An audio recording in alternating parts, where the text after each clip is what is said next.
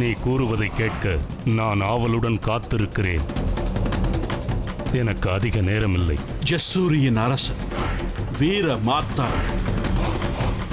அவன் எப்படி இருப்பான் என்றால், நெற்றியில் குங்குமம் பூசி இருப்பான். அவனது கையில் ஆயுதம் இருக்கும். மணிகளால் ஆன மாலை அணிந்திருப்பான்.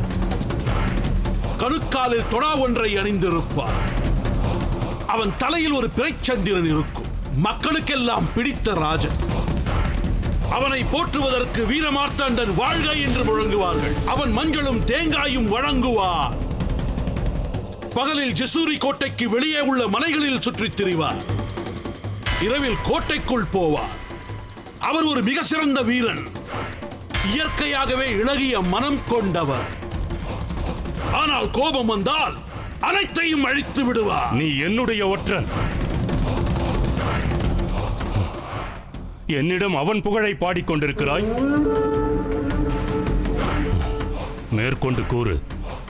வீர மார்த்தாண்டரின் திருமணம் நெவாசாவில் இருக்கும் மஹல்சாவுடன் நிச்சயமாகி இருக்கிறது. நிம்மசேத்தின் மகள்.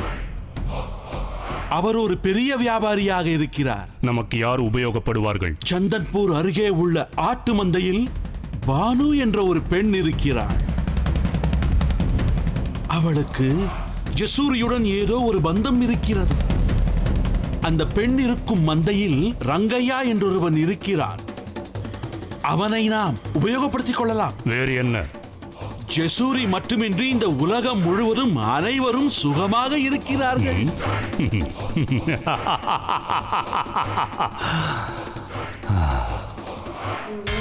மழைக்காலம் ஆரம்பிக்கப் போகிறது. வருணதேவனை என் காவலில் வைக்கிறேன். அதன் பிறகு மக்கள் எப்படி சந்தோஷமாக இருப்பார்கள்.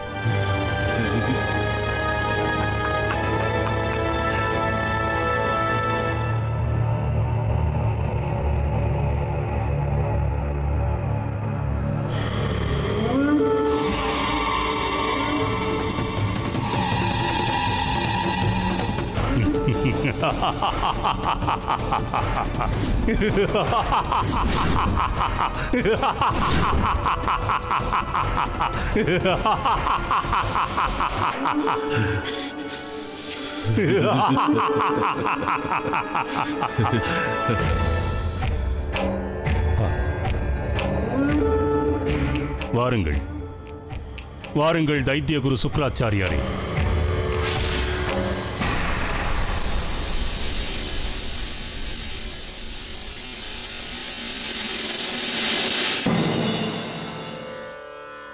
தங்களுக்கு இந்த கும்பக்கின் வணக்கங்கள்.